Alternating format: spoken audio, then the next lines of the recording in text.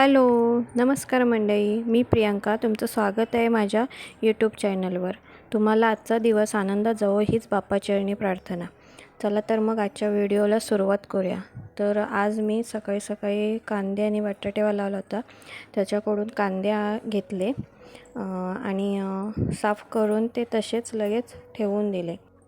सकाळचा श्रियांचा आणि त्यांचा डबा बनवून नाश्ता वगैरे करून झाल्यावरती मग मी हे काम करायला घेतलं होतं, कारण खूप वेळ होईल नंतर म्हणून. त्यानंतर मग सगळं ते आवरून झाल्यावरती परवा मुरत ठेवलेला आवळा खायला घेतला.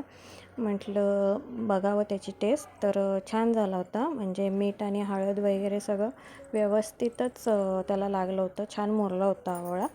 मम्मी आणि छकुली आम्ही दोघींनी खाऊन घेतला, कारण श्रेयांलासुद्धा शाळेत सोडायला जायचं होतं. मग श्रेयांला शाळेत सोडायला गेले. त्याला सोडून आल्यानंतर मग मी आणि छकुलीनं खिचडी खाऊन घेतली, कारण उपवास होता माझा म्हणून. त्यानंतर मग सगळं घरात पसारा करून ठेवला होता छकुलीने, तो आवरायला घेतला. सगळा पसारा मी तसाच ठेवून शाळेत त्याला सोडायला गेले होते, कारण टाईम खूप झाला होता. म्हणून मग पहिलं ते सगळं आवरून घेतलं त्याचं, आणि त्याला शाळेत सोडून आल्यानंतर मग हे मी बाकीचं सगळं आवरायला घेतलं.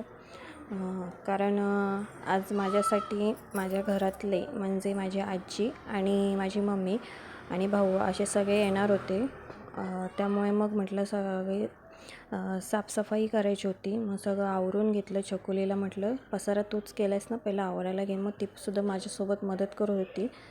मग आम्ही दोघींनी मिळून पटापट सगळी खेळणी भरून ठेवली, आणि सगळं थोडं थोडं जी धूळ बसली होती ती साफ करून घेतली.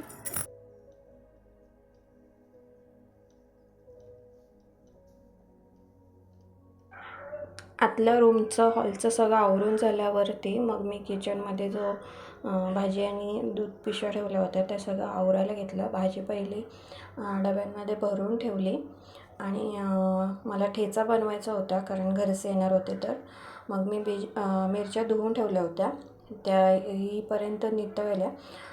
मग त्या पण ठेवून दिल्या एका डिशमध्ये, आणि दूध पिशव्या ज्या होत्या त्या गरम करायला ठेवलं. दूध म्हणजे जेणेकरून माझं बाकीचं काम होईपर्यंत दूध तापून जाईल.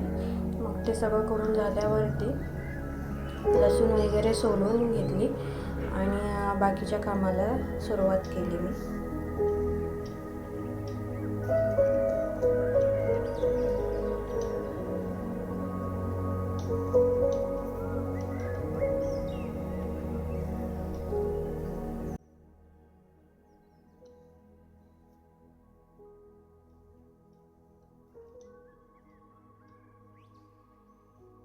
माझी एक्साइटमेंट तर एवढी होती की काही विचारू नका, कारण माझी आजी म्हणजे माझ्या मुलांची पणजी लागणार. त्यामुळे मग आम्ही अशा 4 पिढ्या एकत्र येणार होतो. माझी आजी, माझी मम्मी, मी आणि माझी मुलगी, अशा आम्ही 4 पिढ्या एकत्र येणार होतो आता 2-3 दिवसानंतर. तर मला खूपच एक्साइटमेंट होती. आणि माझी आजी लग्न झाल्यापासून पुण्याला कधीच आली नव्हती माझ्या घरी. आज पहिल्यांदाच येणार आहे, कारण मुलाचा बड्डेसुद्धा आहे, आणि माझी आत्यासुद्धा आजारी आहे. तिलासुद्धा पाहायला जायचं होतं तिला. त्यामुळे दोन्ही कामं एकाच वेळेस होतील, म्हणून मग मी ती गावावरून खास आली होती. तर म्हटलं त्यानिमित्तानं का होईना आजी माझ्या घरी आली आहे. मग म्हटलं सगळं घर साफ करून घेतलं, आणि 2-4 दिवसांनी भोगी आणि मकर संक्रांतसुद्धा आहे. मग म्हटलं त्यानिमित्तानं घर साफ करायचंच असतंय, तर आत्ताच साफ करून घ्यावं. ते सगळं आवरून झाल्यानंतर मग चहाचा टायमिंग झाला होता. मग मी चहा घेतला. श्रेयांसुद्धा शाळेतून आला होता. त्याला दोघांना पण दूध आणि बिस्किट खायला दिलं, आणि माझा चहा घेऊन झाल्यानंतर मग मी डाळ भाताचा कुकर लावून घेतला, म्हणजे माझे बाकीचे कामं सोपे होते. तर इथे डाळ भाताचा कुकर लावून झाल्यानंतर मग मी मिरच्या भाजून घेतल्या, कारण ठेचा जो बनवायचा होता मला. आणि ठेचा बनवण्याआधी म्हटलं शेंगदाण्याची सुकी चटणी करून घ्यावी.